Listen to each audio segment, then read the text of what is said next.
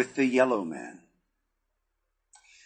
Thuvan Din was not long in joining me, and though he found the hooked weapon a strange and savage thing with which to deal, the three of us soon dispatched the 5 black-bearded warriors who opposed us. When the battle was over, our new acquaintance turned to me, and removing the shield from his wrist, held it out. I did not know the significance of his act, but judged that it was but a form of expressing his gratitude to me.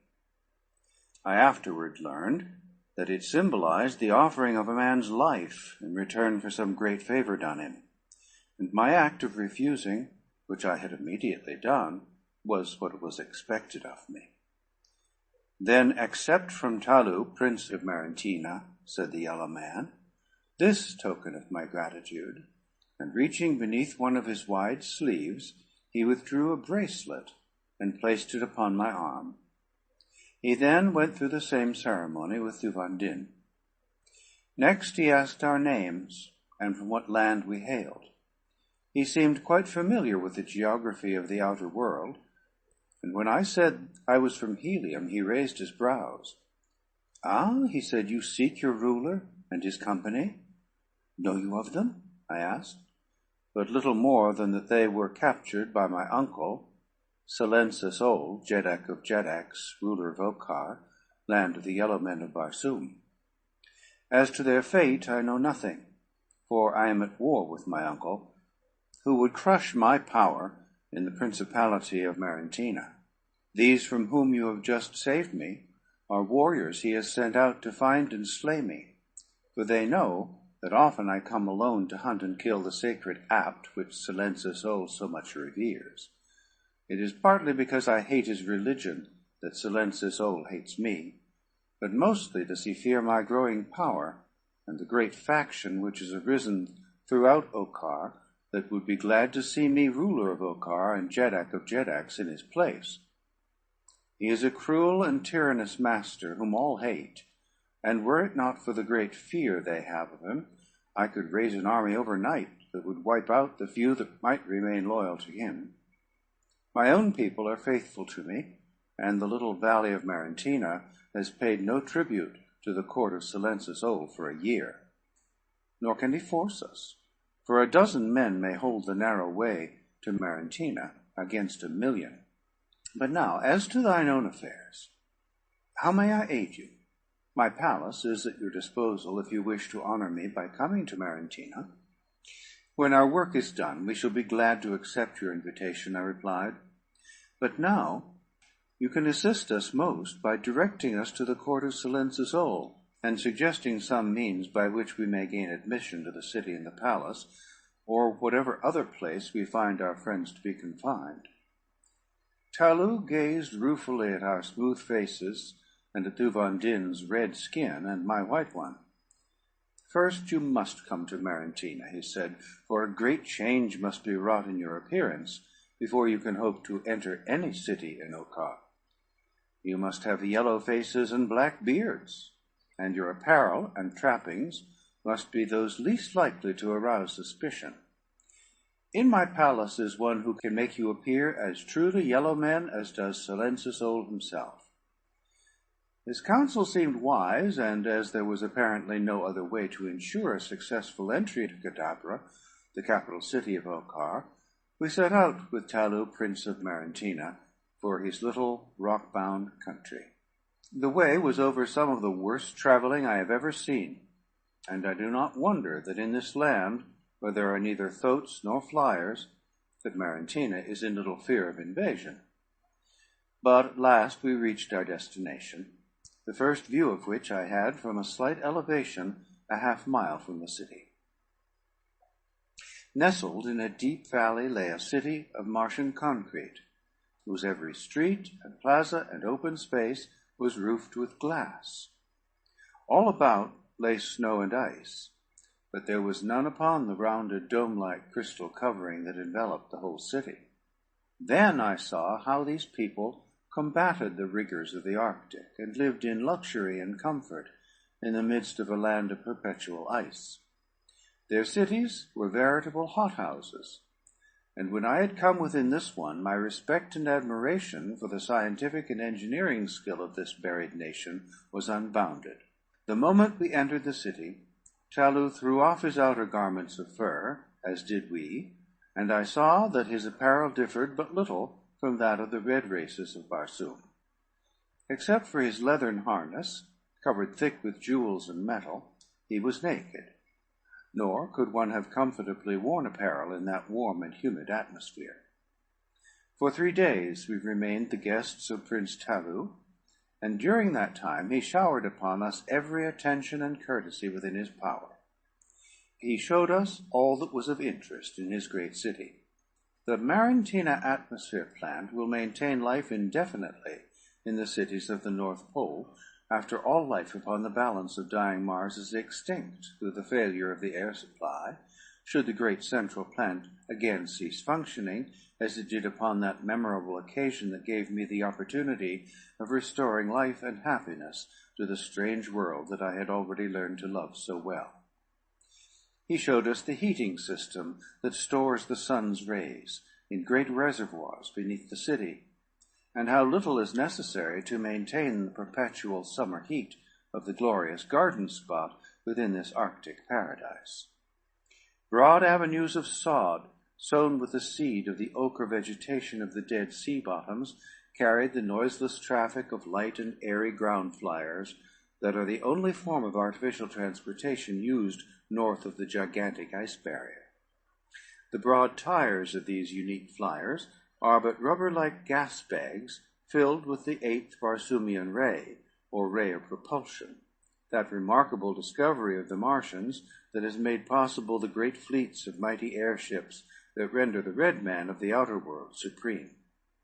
It is this ray which propels the inherent or reflected light of the planet off into space, and when confined, gives to the Martian craft their airy buoyancy.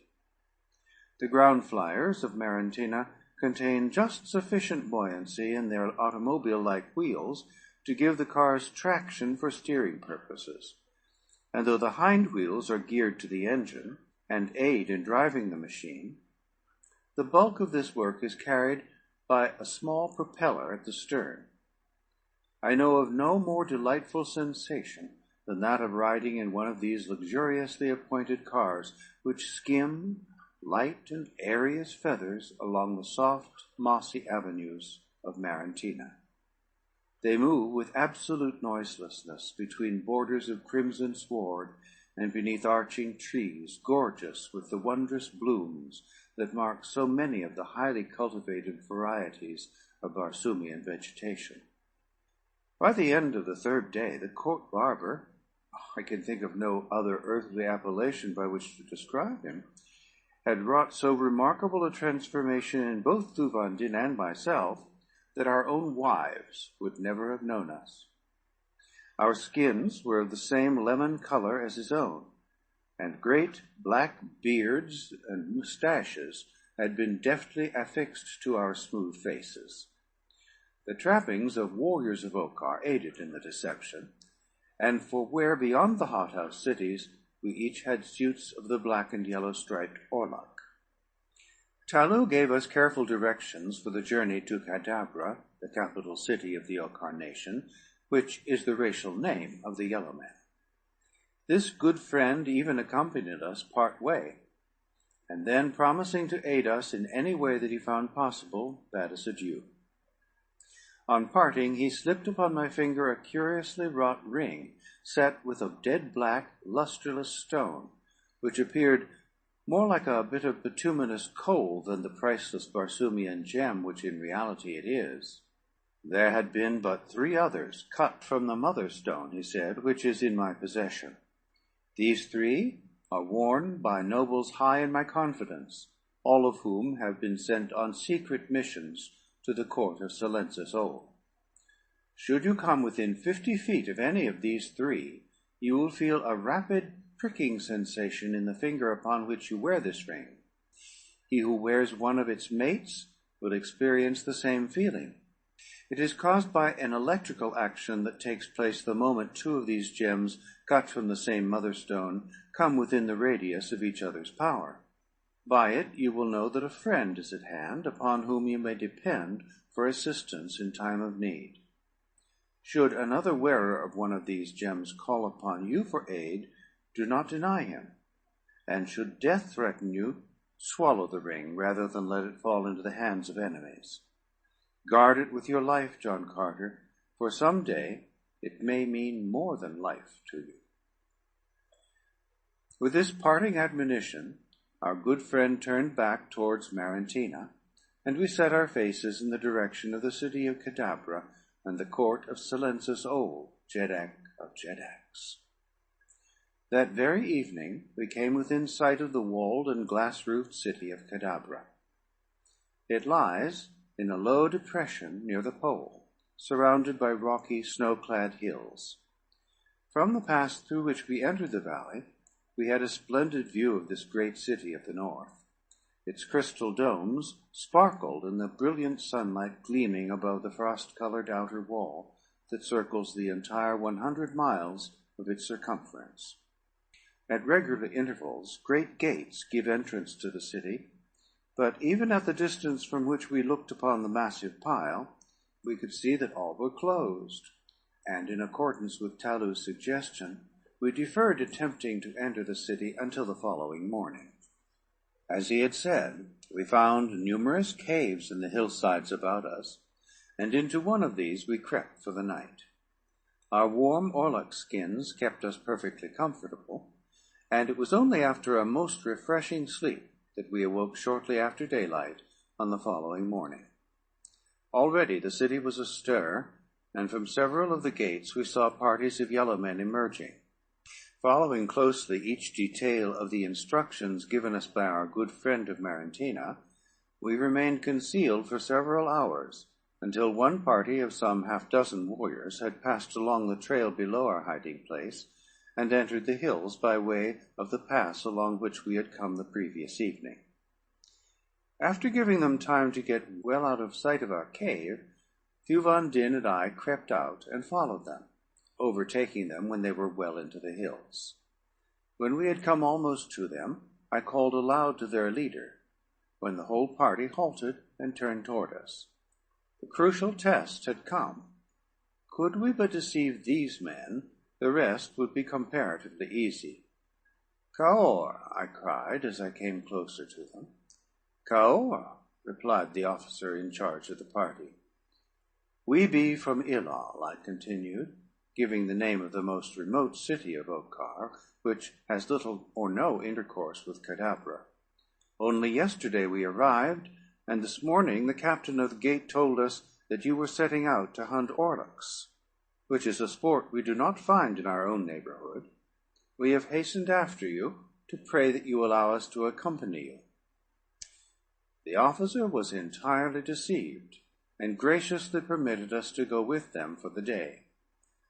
The chance guess that they were bound upon an orluk hunt proved correct, and Talu had said that the chances were 10 to 1 that such would be the mission of any party leaving Cadabra by the pass through which we entered the valley, since that way leads directly to the vast plains frequented by this elephantine beast of prey.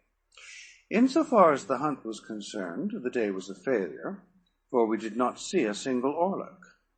But this proved more than fortunate for us, since the yellow men were so chagrined by their misfortune that they would not enter the city by the same gate by which they had left it in the morning, as it seemed that they had made great boasts to the captain of that gate about their skill at this dangerous sport. We therefore approached Cadabra at a point several miles from that at which the party had quitted it in the morning, and so were relieved of the danger of embarrassing questions and explanations on the part of the gate captain, whom we had said had directed us to this particular hunting party. We had come quite close to the city when my attention was attracted toward a tall, black shaft that reared its head several 100 feet into the air from what appeared to be a tangled mass of junk or wreckage, now partially snow-covered. I did not dare venture an inquiry for fear of arousing suspicion by evident ignorance of something which, as a yellow man, I should have known. But before we reached the city gate, I was to learn the purpose of that grim shaft and the meaning of the mighty accumulation beneath it.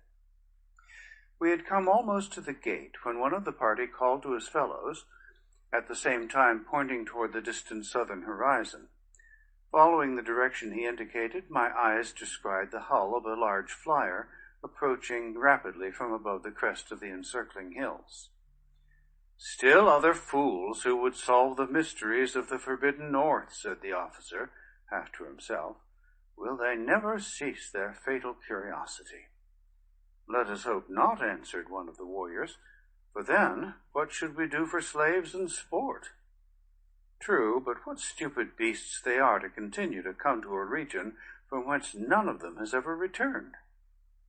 "Let us tarry and watch the end of this one," suggested one of the men. The officer looked toward the city.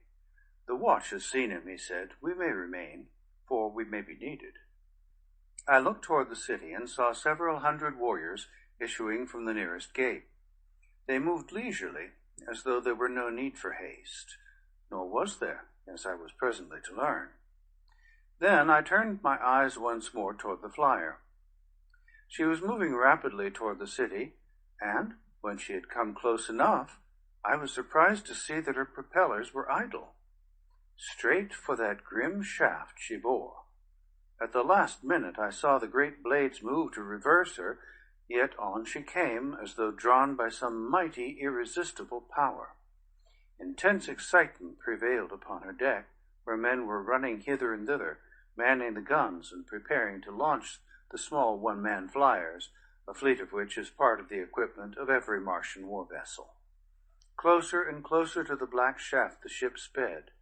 In another instant she must strike, and then I saw the familiar signal flown that sends the lesser boats in a great flock from the deck of the mother ship. Instantly 100 tiny flyers rose from her deck like a swarm of huge dragonflies, but scarcely were they clear of the battleship than the nose of each turned toward the shaft, and they too rushed on at frightful speed toward the same, now seemingly inevitable end that menaced the larger vessel. A moment later the collision came.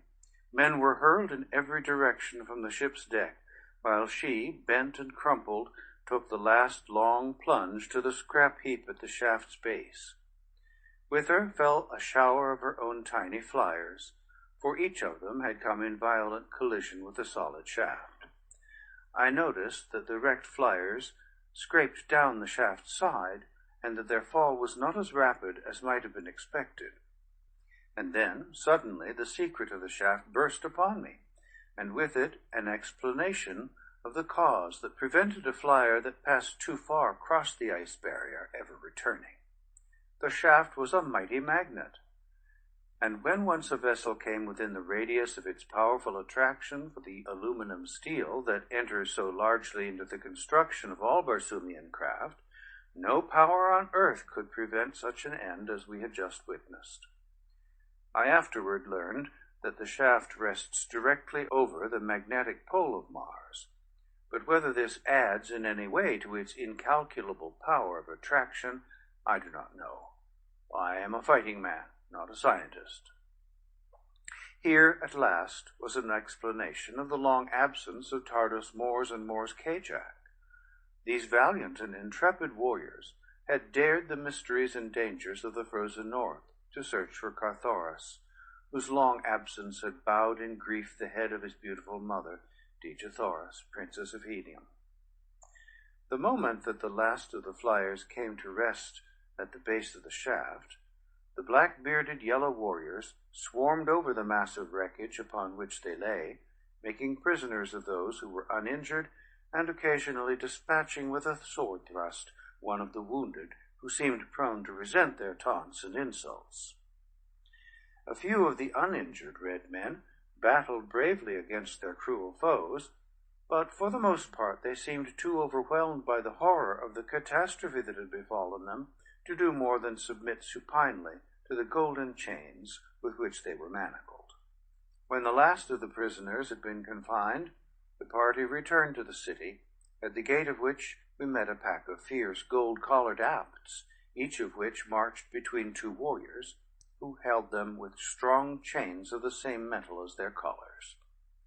Just beyond the gate, the attendants loosened the whole terrible herd, and as they bounded off toward the grim black shaft, I did not need to ask to know their mission.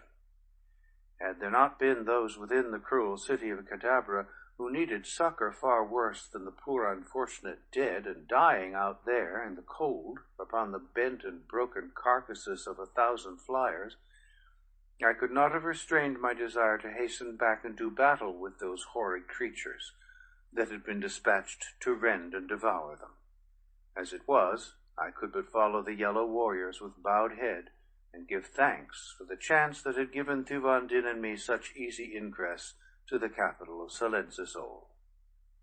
Once within the gates, we had no difficulty in eluding our friends of the morning, and presently found ourselves in a Martian hostelry. End of chapter 9. Recording by Thomas Copeland.